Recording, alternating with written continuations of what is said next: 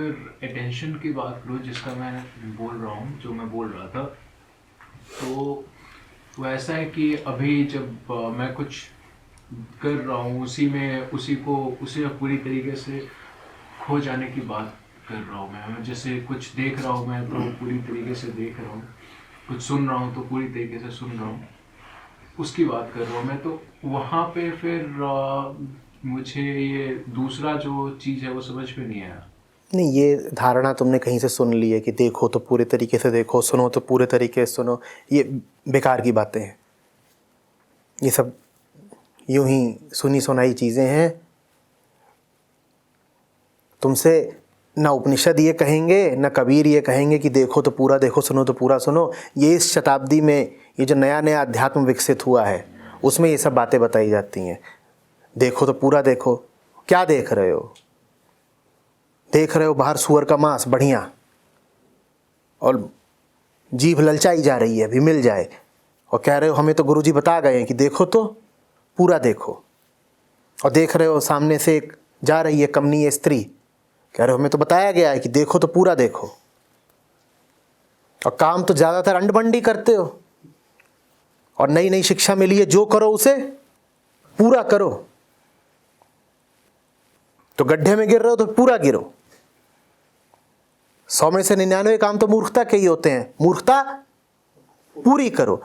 इस चक्कर में मत पड़ जाना कि जो कर रहे हैं उसको पूरा करें। सर्वप्रथम कौन कर रहा है इस पर नजर रखो, क्योंकि कर्म तो कर्ता द्वारा निर्धारित होगा। अहम कर रहा है तो गड़बड़ी करेगा, और अहम कर रहा है तो पूरा क्या खाक करेगा? वो खुद ही अधूरा है। उसके हाथों आज तक क्या पूरा हुआ है? कौन कर रहा है इस पर ध्यान दो। पूरा करने के लिए पूरा करने वाला भी तो होना चाहिए ना।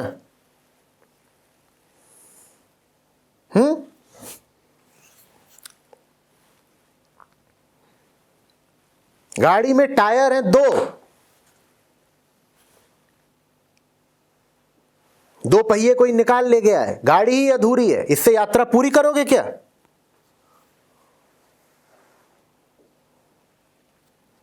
तो ये कहीं का अध्यात्म नहीं है कि जो कर रहे हो उसी में डूब जाओ। हम तो ये चाहता ही है। विषयासक्ति और क्या होती है? कभी देखना किसी मक्खी को वो गुड़ में कैसी डूबी हुई होती है। यही सिखा रहा है तुम्हें इस शताब्दी का अध्यात्म। हमारे गुरु तो बता गए हैं कि माखी गुड़ में धंस रही, पूरी डूब गई है, माखी गुड़ में धंस रही और पंख लिए लिपटाए, हाथ मले और सर धुने, बोल दो लालच बुरी बलाए। तुम जाके बताना मक्खी को कि मक्खी जो कर पूरा कर। तो मक्खी और करेगी क्या? उपनिषद तो बांचेगी नहीं, गुड़ पर ही जाके बैठेगी। और चित्त यहां सबका मक्खी जैसा है कि नहीं? बोलो। ये बाजारू शिक्षाएं हैं, इनमें मत पड़ जाया करो। ये कृष्ण मूर्ति जो बात करते हैं परपेचुअल प्रेजेंट की, उसका फिर क्या मतलब रह जाता है इस अंदर? वो शुद्ध मैं है, उसको आत्मा कहते हैं, जिसका ना आदि है ना अंत है, जो है बस। कोई वस्तु नहीं है वो, कोई विचार नहीं है वो, कोई सिद्धांत नहीं है वो। तुमने बीच में बात करी थी ध्यान की, अब वो भी थोड़ा समझ लो। ध्यान चीज क्या है इसके बारे में स्पष्टता होनी चाहिए। अहम जब मन से तादात्म्य कर ले, सिर्फ तब ध्यान शब्द जरा प्रासंगिक हो जाता, अन्यथा नहीं। ध्यान कोई बहुत ऊंची बड़ी पवित्र बात नहीं है। ध्यान भी बस बीमारों के संदर्भ में उपयोग किया जाने वाला एक शब्द है। आपको शायद ताज्जुब होगा, जो बीमार नहीं उसके लिए कोई ध्यान नहीं। मन की वृत्ति क्या है? वो हमेशा क्या बनाता रहता है? लक्ष्य बनाता रहता है ना, अभी यहां पहुंचना, अभी ये करना है, वो करना, ये सब ऐसा मन यही करता है ना, ठीक। तो मन के पास हमेशा ध्येय होते हैं। जब अहम मन से संयुक्त हो गया तो अहम के ध्येय भी मन के ध्येय हो गए।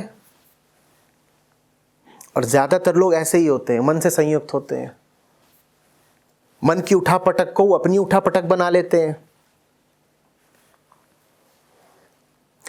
तब उनसे कहा जाता है कि बेटा देखो,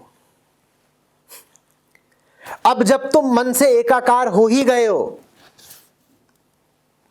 तो लक्ष्य तो तुम्हारे लिए अनिवार्य हो गए, क्योंकि मन की वृत्ति है लक्ष्य बनाना। और मैं किसके साथ जुड़ गया? मैं किसके साथ जुड़ गया? मन के साथ जुड़ गया है। तो अब लक्ष्य तो बनेंगे। लक्ष्य माने ध्येय, लक्ष्य माने ध्येय। ध्यान का मतलब होता है कि जब ध्येय बना ही रहे हो तो जरा अच्छा सा बना लो ना। ध्येय बनाना तो तुम्हारी मजबूरी हो गई। अब क्यों हो गई मजबूरी? क्योंकि तुम क्या हो गए हो अब? मन। और मन किस में जीता है? मन लक्ष्यों में जीता है। तो लक्ष्य तो अब बनेंगे जिंदगी में। चाट पकौड़ी का लक्ष्य बनेगा, रुपए पैसे का लक्ष्य बनेगा, कपड़े लत्ते का लक्ष्य बनेगा, यहां पहुंचने का लक्ष्य बनेगा, वहां जाने का लक्ष्य बनेगा, यहां जीतने का लक्ष्य बनेगा, उसको हराने का लक्ष्य बनेगा। ये सब बनते हैं ना लक्ष्य, दिन भर इन्हीं में जीते हैं ना। मन लक्ष्यों में जीता है, ध्येय में।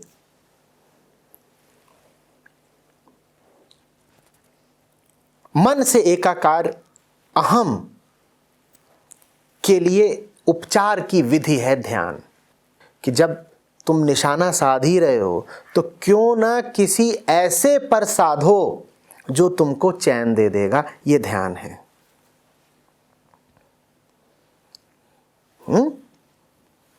तो जब तक मन से तुम संयुक्त हो तब तक ध्यान की उपयोगिता है। और ध्यान माने किसी ऐसी जगह निशाना साधना जो जगह तुमको मुक्ति ही दिला दे।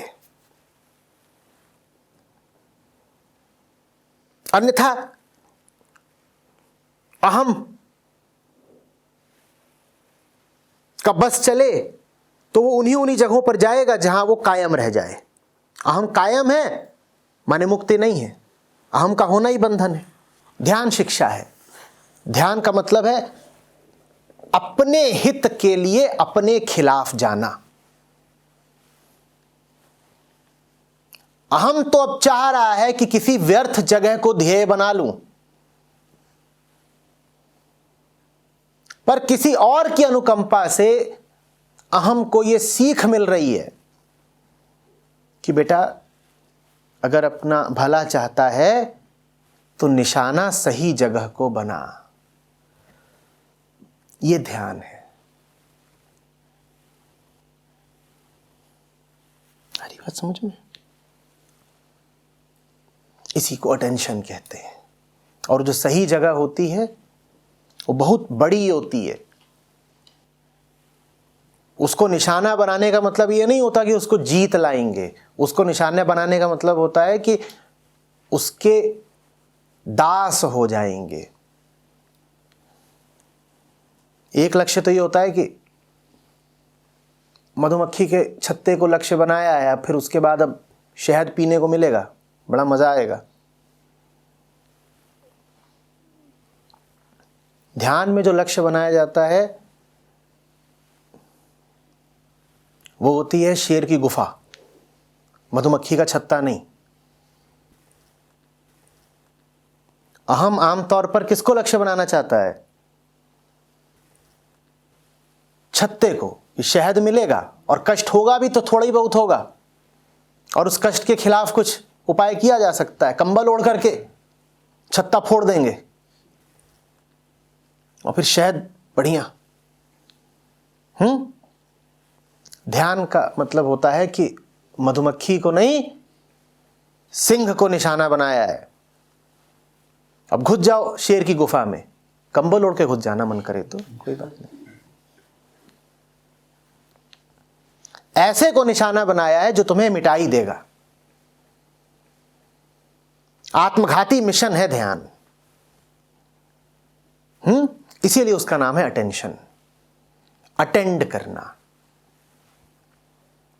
अटेंड शब्द बड़ा सांकेतिक है। किसी के सामने झुक जाने को कहते हैं अटेंड करना।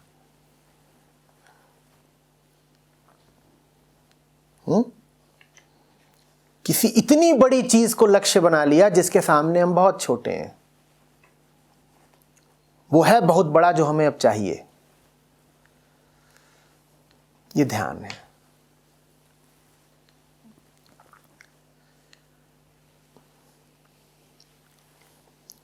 तुम ध्वनियों पर, रूपों पर, वस्तुओं पर मन को केंद्रित कर रहे हो, इसको ध्यान नहीं कहते। ये सब तो तुम्हारे खिलौने हैं। अपने ही खिलौनों पर मन को केंद्रित कर देने को ध्यान नहीं कहते।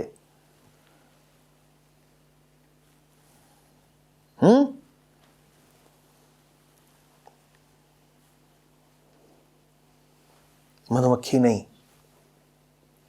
शेर। शेर की गुफा से प्यार हो गया है। यह है ध्यान कि लक्ष्य बना लिया है, शेर की गुफा में प्रवेश करना है। अब जो होगा देखा जाएगा, पर कुछ है जो बड़ा प्यारा लगता है, कुछ है जो बड़ा विराट लगता है। अपनी क्षुद्रता उसको समर्पित करने का जी चाहता है।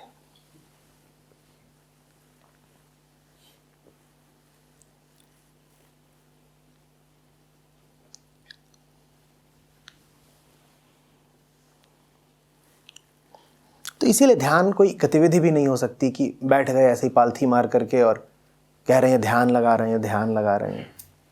ध्यान जिंदगी है भाई। लक्ष्य दिन भर चलते हैं ना। दफ्तर जाते हो किसकी पूर्ति के लिए? लक्ष्यों की पूर्ति के लिए। घर भी वापस आते हो किसकी पूर्ति के लिए? लक्ष्यों के लिए। लक्ष्य 24 घंटा चलता है ना। समझ में आ रही है बात? तो ध्यान जिंदगी है। ध्यान इतना बड़ा लक्ष्य है जो 24 घंटे चलेगा ही चलेगा। छोटे मोटे लक्ष्य तो फिर भी हो सकता है 1 आध घंटे में निपट जाएं। ध्यान तो महाध्येय है। उसको कैसे जल्दी से निपटा दोगे? तो ध्यान का मतलब ही आलथी पालथी मारना और कोई मुद्रा धारण करना नहीं होता। ध्यान कोई प्रक्रिया नहीं होती, कोई क्रिया, कोई विधि नहीं होती। ध्यान समूची जिंदगी होता है। जिंदगी सौंप दी किसी को, कुछ मिल गया इतना बड़ा कि जिंदगी उस पर निछावर कर दी है। यह ध्यान है, अन्यथा ध्यान नहीं। देखो, एक बात को लेके सबसे प्रार्थना है। अध्यात्म आकर्षित तो सभी को करता है, क्योंकि बेचैनी सबको है और सबको समझ में आता है कि कुछ ऐसा चाहिए जो आत्मज्ञान से ही मिलेगा, उस पार का कुछ समझने से ही मिलेगा। और उस पार का कुछ समझना हो तो ये जो बाजारू साहित्य है, इसकी चपेट में आने से बचना।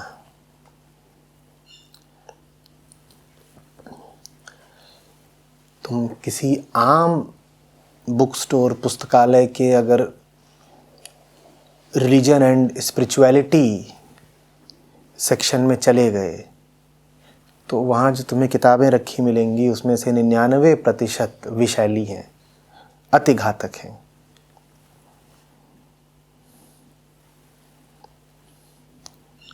बिक बहुत रही हैं, पर तुम मत फंस जाना।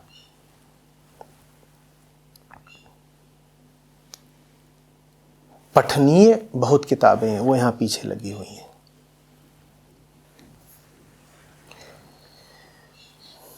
विराट साहित्य अपने पीछे छोड़ गए हैं संत, तुम उसकी शरण लेना। एक दो चार नहीं, सैकड़ों में है उपनिषद, तुम उनमें डूबना।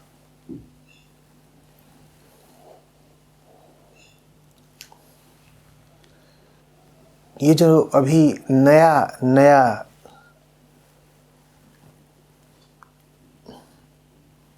आध्यात्मिक विस्फोट हुआ है,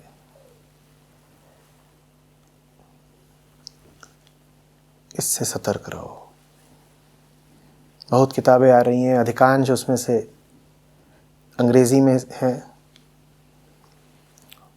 पाश्चात्य लेखक हैं, कुछ नए नवेले भारतीय भी हैं। उनका बहुत बहुत कम ताल्लुक है संतों से।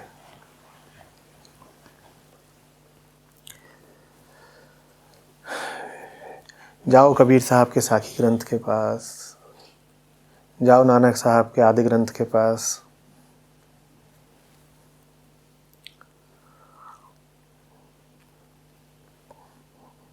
ज्ञान के अभिलाषी हो तो जाओ रिपू बाबा से मिल लो, अष्टावक्र बाबा से मिल लो, बहुत पाओगे, अघा जाओगे बिल्कुल।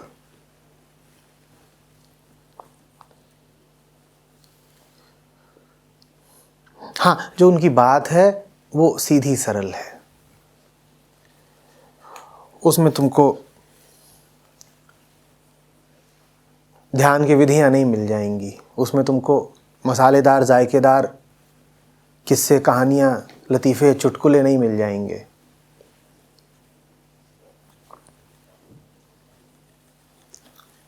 रिभु बाबा की शक्ल किसी ने देखी नहीं, और अष्टावक्र बाबा की काया बताया जाता है कि बहुत आकर्षक नहीं थी, और हम हैं काया के दीवाने।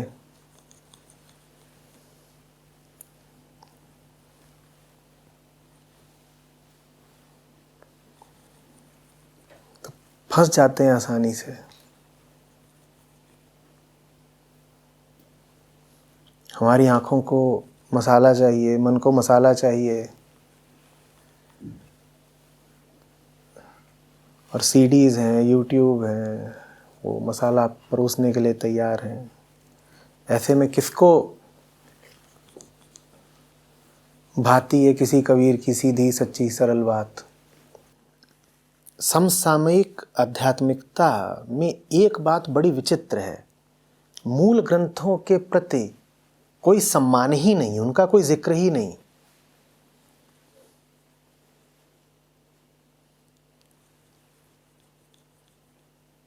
जहां से भी तुम अपनी ये सब परिभाषाएं उठा के लाए थे, उनको तुमने कभी सुना है कि वो महावीर वाणी का उल्लेख भी करते हो? 50 बातें होंगी इधर की उधर की।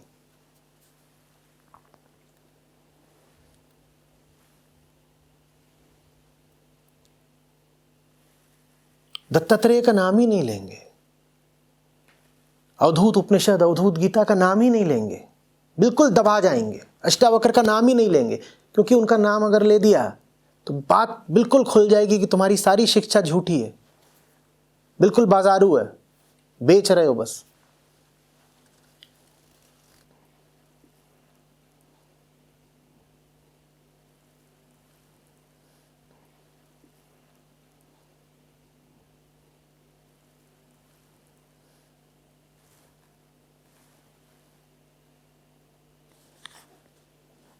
देने वाले बहुत दे गए हैं, उन्होंने जो भेंट दी है उसका सम्मान करो, प्रेम पूर्वक ग्रहण करो।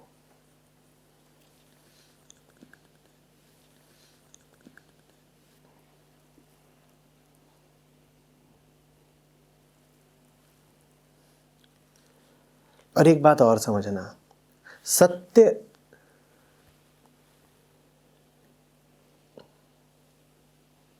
की एक पहचान होती है नित्यता, होती है ना। नित्यता माने काल उसको मिटा नहीं पाता, मिटा भी नहीं पाता और मलिन भी नहीं कर पाता। उसको ही कहते हैं ना सत्य।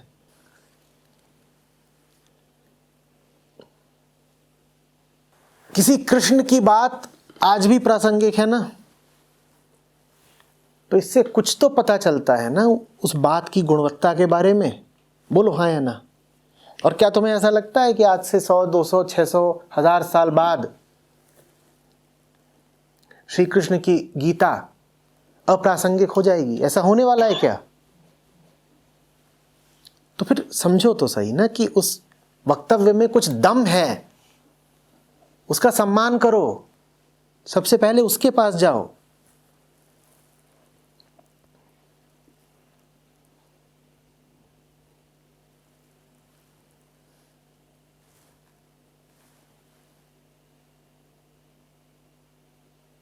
खुसरो, फरीद, रूमी, बुल्ले शाह, इनके श्लोकों पर, इनकी काफियों पर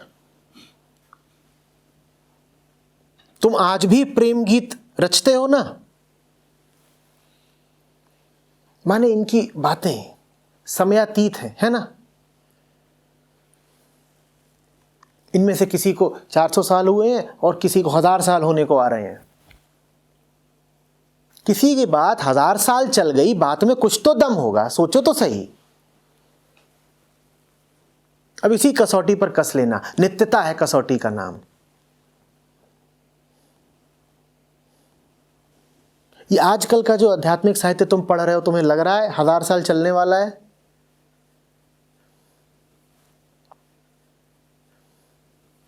जिन लोगों को सुने पड़े हो, तुम्हें लग रहा है उनकी बातें 100 साल भी चलने वाली हैं? नहीं, सिर्फ अपने जीवन काल में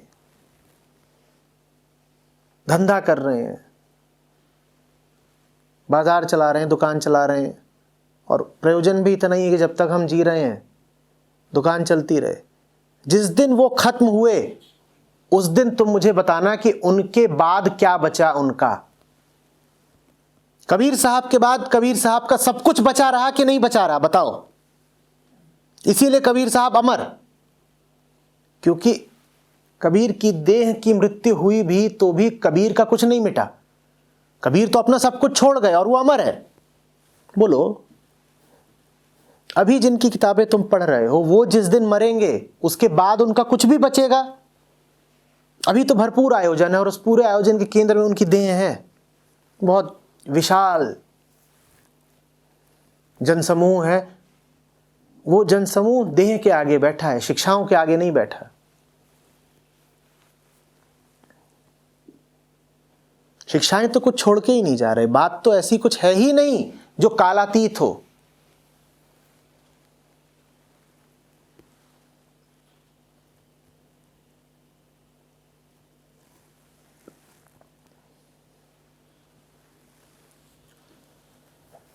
बहुत मुश्किल है देखो कि अध्यात्म में कुछ नया हो जाएगा। तो अभी भी अगर कोई नई बात सामने आया करे तो जरा चौकन्ने हो जाया करो। मैं तो ये जानता हूं कि इतना होशियार कोई नहीं है कि कोई ऐसी नई बात बता दे जो ना कबीर को सूझी थी, ना कृष्ण को सूझी थी, ना अष्टावक्र को सूझी थी, पर नए नवेले गुरुदेव को सूझ गई है। ये नहीं होने वाला।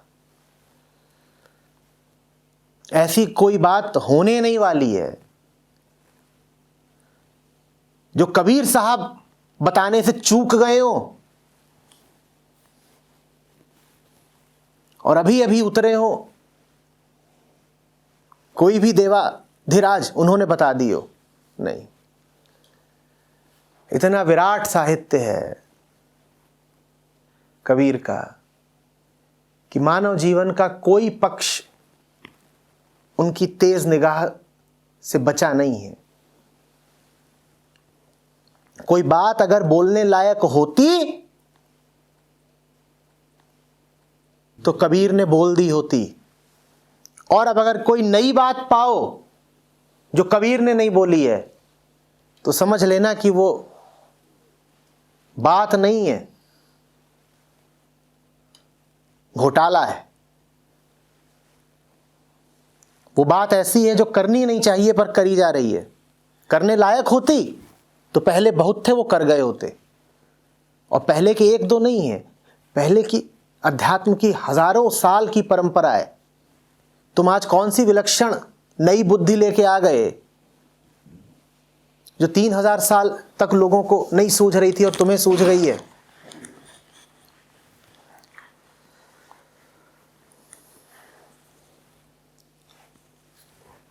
जो नए नए जुमले हैं इनसे बचना। वर्तमान में जियो, वो करो जो तुम्हारा दिल चाहता है, और क्या क्या चल रहा है, अपने आप से प्रेम करो, और जो भी तुम चाहते हो तुम्हें मिलेगा, आसान है। बचना भाई, मामला आसान होता तो कबीर साहब बता गए होते कि आसान है। उन्होंने तो ये कहा है कि हंस हंस कंत न पाइया, जिन पाया तिन रोए। उन्होंने कहा आसान नहीं है, और अब अगर कोई तुम्हारे सामने खड़ा होकर बोल रहा है आसान है तो समझ जाना कि ये डकैत ही है। आसान है नहीं, फसान है, फंसे।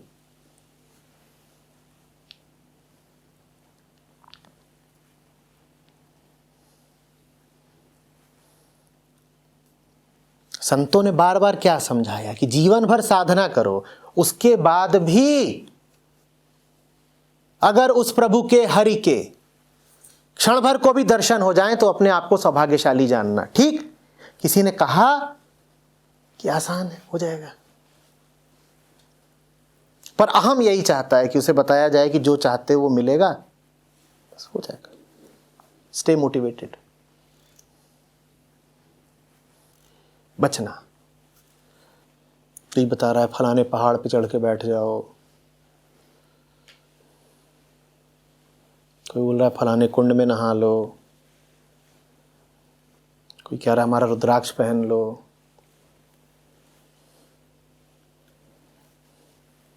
इतनी बड़ी परंपरा रही ज्ञानियों की, संतों की, किसने तुमसे कहा कि रुद्राक्ष पहन के तुम्हें मुक्ति मिल जाएगी? बताना जरा।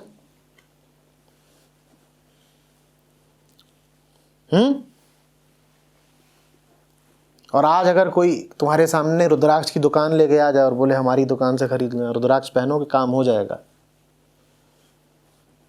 तो भ्रमित कर रहा है कि नहीं?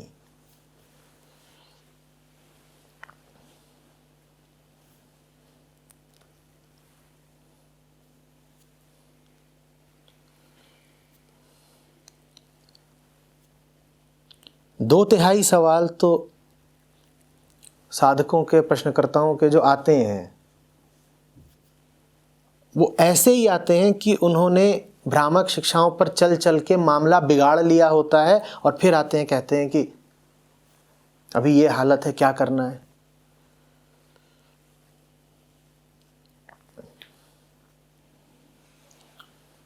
पहले तो बड़ा श्रम लगता है उनको ये आश्वस्त करने में कि बेटा जिन बातों को तुम आध्यात्मिक वक्तव्य कह रहे हो वो आध्यात्मिक है ही नहीं।